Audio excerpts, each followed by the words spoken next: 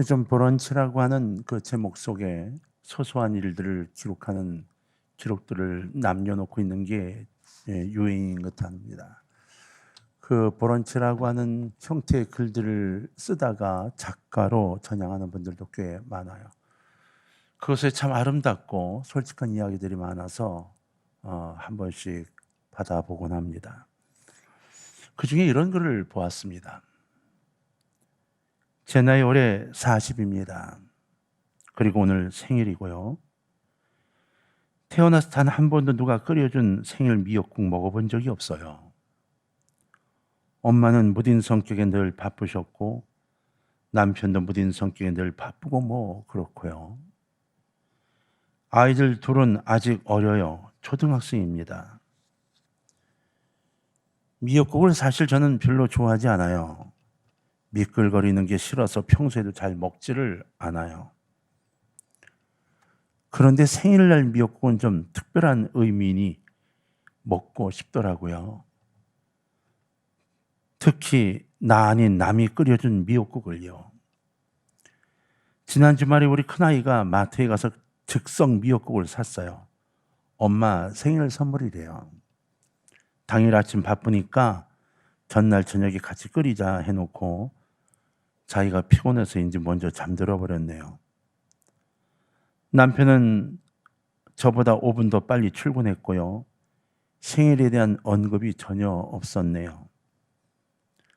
아침에 저도 늦잠 잤고 밥도 미처 하지 못해서 아이들은 다른 거 챙겨 먹으라 하고 출근했는데 출근하면 조금 서글픈 생각이 들었네요.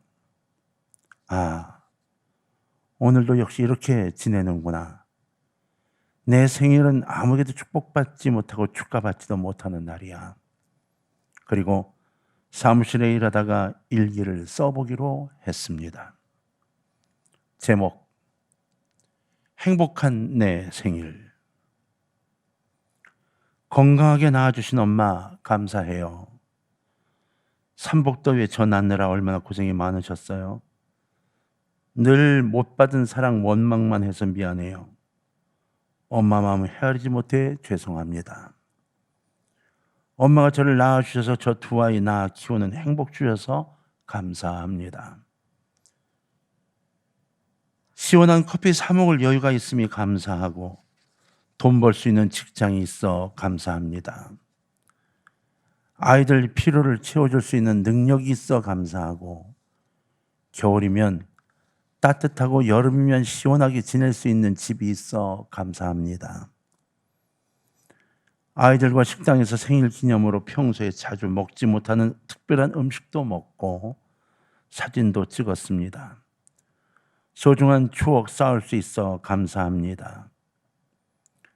남편이 어제 저녁 피곤한 저에게 라면 끓여달라고 안 하고 스스로 챙겨 먹어서 감사합니다. 남편에게 건조기 마무리 부탁했는데 잊지 않고 해줘서 감사합니다.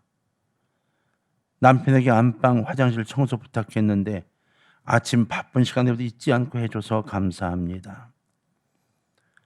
남편이 생일을 잊지 않고 축하 문자 보내줘서 감사합니다. 남편이 가족을 위해 성실하게 직장 생활을 해서 생활비를 마련해줘서 감사합니다. 두 아이들 건강하게 제 곁에 있어줘서 감사합니다. 아이들이 아침에 깨우는데 투정 부리지 않고 잘 일어나줘서 감사합니다. 아침 준비 못했는데 아이들이 그럴 수 있지 뭐 하고 이해해줘서 감사합니다. 아침에 학교 가기 전 전화해주고 전화를 다정하게 해줘서 감사합니다. 회사 사무실에 에어컨이 있어서 시원하게 근무할 수 있어서 감사합니다. 평소 사고 싶었던 것들을 생일이란 핑계로 구입할 수 있는 여유에 감사합니다. 당연하게 여겼던 모든 것들을 감사하게 생각합니다. 정말 태어나길 잘한 것 같고 두 아이를 낳길 잘한 것 같습니다. 마지막으로 지방에 있는 친구가 저의 생일을 축하해 주기 위해 기차를 타고 4시간 걸리는 거리를 오고 있답니다. 귀한 친구가 있어 감사합니다. 이렇게 일기를 쓰고 나니 세상에 너무나 행복한 생일입니다. 상황은 아무것도 바뀐 게 없는데 내 마음 하나 바뀌었을 뿐인데 세상이 달라 보였습니다. 그리고 지금 글을 쓰는 중에 갑자기 공돈이 생겼어요. 생각지도 못했는데 없다고 생각한 돈이 들어와서 이걸로 퇴근하고 만난 거 먹으려고 합니다.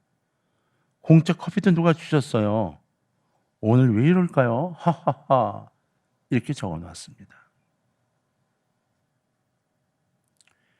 이분은 여건 모두가 다 좋지 않은 상황 속에서 좋지 않은 여건을 글로 남기지 않고 자신의 행복한 생일이란 제목의 일기를 쓰면서 역전된 감사의 표현을 사용한 거예요. 그리고 감사를 기록해 나가다 보니까 정말로 감사해졌고, 그리고 감사하는 동안에 더 많은 감사한 일들이 생겨나기 시작한 것을 기록하고 있는 겁니다. 하나님께서는 왜 이스라엘 백성에게 감사절을 지키라고 명령하셨을까요? 왜 감사절을 지켜야만 해? 라고 명령하셨냐고 하는 겁니다. 그것은 감사 훈련을 하시기 위해서였다는 거예요. 감사는 무조건 감사라고 명령한다고 해서 되는 것이 절대로 아닙니다. 감사하면 그 대가로 축복해 주겠다고 해서 그렇게 되는 것도 아니에요. 네가 감사해. 그럼 내가 축복해 줄게. 그래서 감사가 되는가? 아닙니다. 말로는 감사하겠죠. 감사는 내게 주어진 모든 것이 감사로 느껴져야 하고, 내게 주어진 모든 것이 감사로 믿어져야 감사가 되는 겁니다. 그래서 하나님은 이스라엘에게 주어진 것을 확인하고 받은 것을 조목조목 명상하며 감사하라고 지시하고 명령하고 계셨던 거예요. 여러분, 군인들이 매일 같은 훈련을 반복합니다. 했던 훈련 또 하고 했던 훈련 또 합니다. 저희도 매일마다 모여 앉아서 이 총을 분해, 소재, 결합하는 걸 얼마나 열심히 했는지 모릅니다. 시합도 있습니다. 그래서 분해, 결합하는데 30초가 되지 못하면 그대로 나가서 연병장을 돌아야 했습니다. 아니, 너무 지겨운 겁니다. 이건 눈 감고도 할 수 있는데 그걸 매일 또 시킵니다. 정말 하기 싫죠. 그런데 하기 싫어하는 저에게 언젠가 한번 이런 이야기를 그 장교가 했습니다. 지금은 정말로 하기 싫지? 눈 감아도 다 될 정도지? 그래도 해야 돼. 만일 전쟁이 나면 전쟁터에서 총알이 나가지 않으면 너는 죽는 거야. 그때 지금 했던 훈련이 너를 살리게 돼. 이렇게 이야기를 하는 겁니다. 맞습니다. 훈련을 쉬게 되면 둔해지기 때문에 군대는 끊임없이 훈련을 합니다. 아무리 습관화되도록 노력을 해도 좋은 일과 감사한 일들은 참 쉽게 잊어버립니다. 그리고 감사해야지라는 생각만 있지 자꾸 뒤로 미뤄지게 되죠. 하나님이 이스라엘 백성들에게 절기를 주시고 그 절기를 율법으로 정하여 놓은 것은 감사절을 맞이할 때마다 감사를 기억하고 감사를 훈련하고 더 나은 마음 상태로 발전하기 위함이었습니다. 재미있는 이야기를 하나 들었습니다. 어떤 목사님이 예루살렘의 성지 순례를 다녀오셨습니다. 그리고 이런 이야기를 전해주셨어요. 유대 성전에 들어갔다가 기도 예식의 모임에 참여해 보게 되었습니다. 웅장하고 정말 멋진 그 울림 속에서 기도 예식을 하는 걸 봤습니다. 인도에 갔던 이 유대인들이 같이 거기에 서서 잠깐 참여하는 걸 보면서 마음에 감동이 왔어요. 예식을 마치고 가이드인 유대인에게 물었습니다. 굉장히 웅장하네요. 근데 한 가지 좀 이상한 게 있는데 좀 여쭤봐도 됩니까? 근데 유대인 가이드가 물어보라고. 아니, 내가 가만히 들어보니까 내가 히브리어는 잘 모르지만 보니까 모세 이렇게 모세 이야기가 자꾸 나오는 것 같은데 모세 이름이 나올 때마다 사람들이 전부 뭐라고 입으로 뭐라고 그러는 것 같은데 그게 뭐냐고 이게 물었어요. 그랬더니 그분이 예, 뭐 투덜대는 거죠. 이러는 거예요. 그래서 예? 아니 모세가 이스라엘을 애굽에서 불러냈고 아주 가장 위대한 인물 아닙니까? 가장 존경하는 분 아니에요? 그랬더니 그 가이드가 존경이요? 모세를요? 아유 요즘은 바뀌었습니다. 존경은 무슨 존경이요? 그 모세라는 양반 요즘 인기가 땅에 떨어졌어요. 그걸 별로 안 좋아합니다. 이러는 거예요. 깜짝 놀라서 아니 왜요? 물었더니 그가 이렇게 대답하더랍니다. 아니 그 양반이 우리를 인도했잖아요. 가이드 했잖아요. 우리 조상들을 데리고 온 데가 이 올리브 이 야자 이 값싼 오렌지 풍성이 나는 곳 이곳으로 데려왔잖아요. 예 그렇죠. 석유가 나는 데다 데려다 줬으면 얼마나 좋을 뻔했겠습니까? 지금 이 고생 안 해도 되는데 이러더라는 겁니다. 이게 우스갯기가 아니고 실제로 있었던 이야기래요. 왜 이 이야기를 여기에 기록을 해 놓았을까요? 왜 이 이야기들을 주고받은 걸까요? 지금 유대인들은 출애굽하여 이 젖과 꿀이 흐르는 땅 가나안 땅에 데리고 온 것을 감사하지 않는다는 겁니다. 우리를 데려올 때 석유가 나는 곳에 데려다 놓지 퐁퐁 쏟아지는 석유가 나와서 저 중동 국가들처럼 일어나고도 먹고 만들게 해주지 라고 생각을 하고 있는 사람들이 있다는 겁니다. 여러분들은 지금 무엇을 가지고 투덜대고 계십니까? 불평할 것을 찾지 말고 감사할 것을 찾아야 하는데 여러분 무엇 때문에 불평하고 무엇 때문에 기분 나빠하고 무엇 때문에 좌절을 느끼고 계신가요? 감사할 것을 찾아보십시오. 그러면 우리의 삶과 우리의 생각이 윤택해집니다. 인간은 왜 이 땅에서 난 것을 먹어야만 살 수 있게 하나님 만드셨을까요? 그것도 그날 먹어야만 살아갈 수가 있습니다. 왜 하나님 들에서 나는 곡식과 양식을 섭취하지 않으면 죽게 만드셨을까요? 그 양식도 왜 날마다 먹어야만 살 수 있도록 하셨을까요? 이 질문의 해답은 인간이 이 땅에 사는 날 동안 하나님의 손에 우리 인생이 달려 있음을 깨닫게 하시기를 원하셨기 때문인 겁니다. 그러므로 우리의 생활 속에서 감사하는 마음은 인생의 행복을 가늠하는 척도가 됩니다. 우리는 더 나은 감사로 우리의 마음을 채울 수 있도록 노력해야 한다는 것이고 훈련해야만 하는 것이에요. 이것이 오늘 감사의 달 11월의 마지막 주일에 각오가 되어야 한다고 하는 겁니다. 감사, 우리 주변에 굉장히 많이 내게 다가와 있습니다. 그런데 그 감사를 구체적으로 해보지 않아 우린 감사에 젖어 있질 못한 거예요.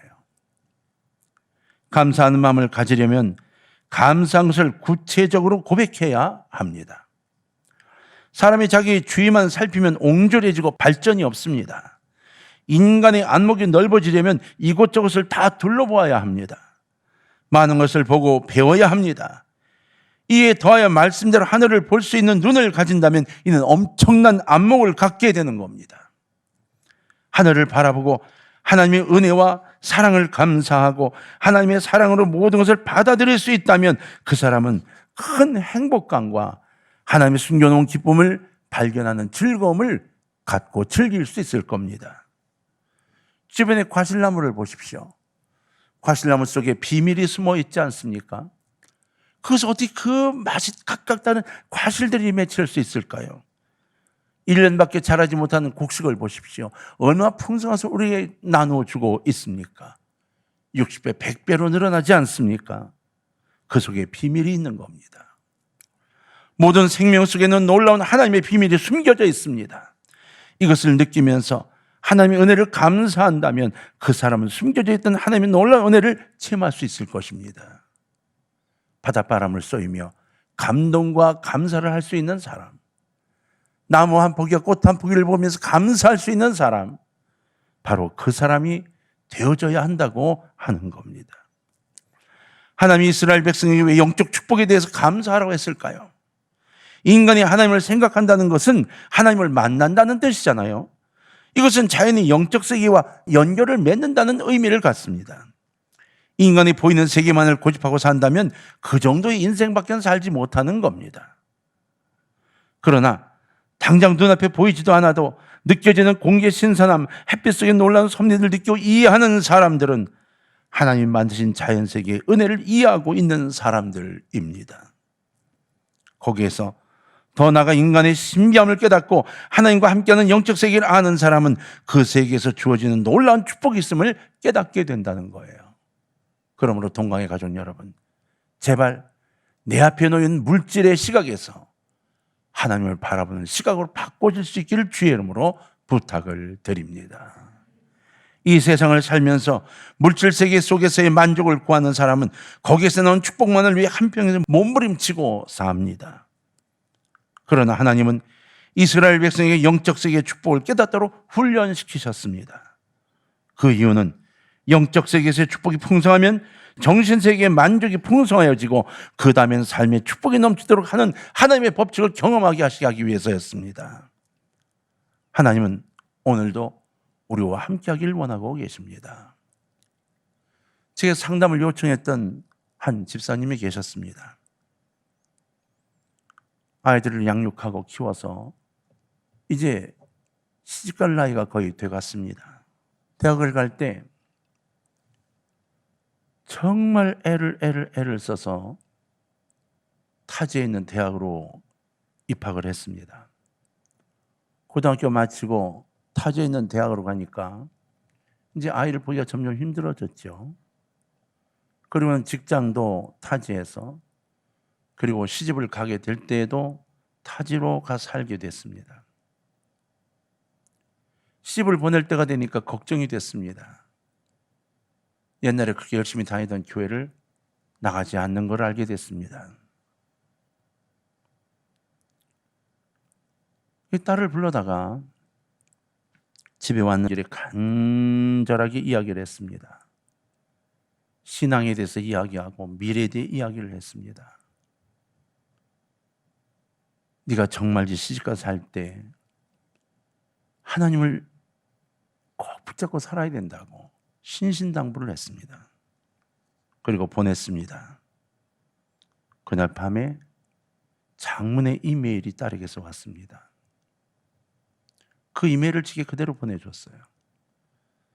굉장히 많은 이야기가 담겨 있습니다.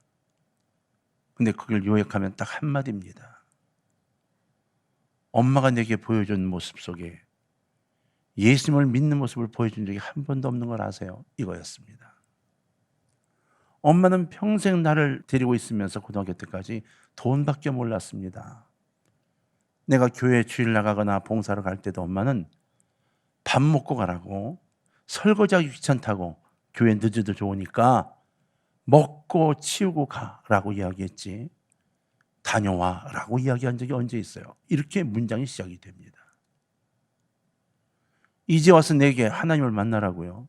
엄마 먼저 하나님을 만나세요. 이렇게 결론을 내고 끝났습니다. 제가 어떻게 해줄 방법이 없었습니다. 평생을 그렇게 기른 겁니다. 본인이 평생을 그렇게 산 겁니다. 말없이 산 그 딸은 엄마를 떠나고 싶은 생각에 고등학교 졸업하자마자 수단 방법을 가리지 않고 타지로 도망간 겁니다.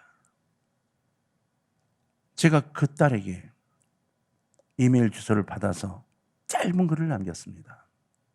제가 누군지를 아니까 내가 쓴 글을 내가 읽었다고 할 말이 없다. 그러나 내가 네게 꼭 부탁하고 싶은 이야기가 있다. 이제 방향을 좀 바꿔볼래? 감사할 수 있는 마음을 갖도록 방향을 좀 바꿔달라는 요청만 했습니다. 아십니까? 그 요청 속에 제가 이렇게 글을 넣습니다. 하나님은 오늘도 개인과 가정과 사회와 나라와 민족을 구원하시는 역사를 베풀고 계셔.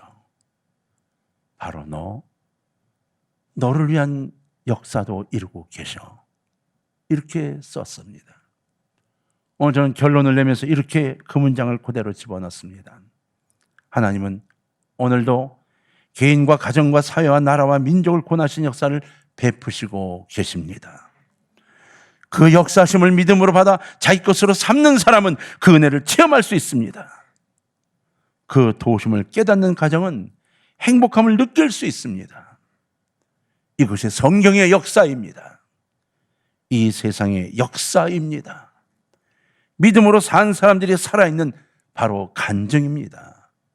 그러나 여전히 세상을 바라보는 사람은 한없이 놀라운 축복의 감사를 잃어버리고 그 욕심 속에서 오늘도 허덕이며 살게 됩니다. 서론에서 소개한 일기의 작가가 또 하루의 일기 속에 이렇게 기록을 해놓고 있습니다. 어제 오후 3시 퇴근해서 집에서 좀 자다가 저녁에 교회로 갔어요. 수요 찬양 예배 이제 오열하듯 울지 않아요. 감사함으로 눈물 지을 뿐입니다. 눈물은 해소, 내 마음의 평안해짐을 느낍니다. 고요와 평강, 평안, 내가 온전히 당연히 누려야 할 것들을 못 누리는 것은 내 마음의 미움, 불평, 불만 등등 때문이라는 것을 깨달아요. 성령의 충만하심을 늘 신경 쓰며 살아야 하는데 종종 나는 예수님 사랑을 잊고 살았기에 힘들었다는 걸 깨달아요. 주님, 나를 불쌍히 여겨주세요. 나 복받기 원합니다. 마음의 고요와 평안 누리기 원합니다. 이런 기도만 합니다. 로또 당첨되게 해주세요. 그런 허무맹랑한 기도는 안 해요. 물질의 복은 빌지 않아요. 만족과 감사와 행복은 한 집에 산다고 합니다. 나는 지금 내 소득에 만족해요. 많지 않은 돈이지만 이 돈이 귀하게 쓰입니다. 내가 사랑하는 이웃에게 핸드크림을 선물할 수 있고 컵이 없어 물을 못 마시는 사람에게 종이컵을 줄 수 있어요. 그 정도의 물질이 필요하기 때문에 일을 하죠. 여러분의 감사하는 마음과 믿음이 바로 하나님께서 원하시는 그 수준에 이르러서 하나님의 은혜를 체험하는 자리에 임하고 그리고 그 감동으로 살아가시기를 주의 이름으로 부탁합니다.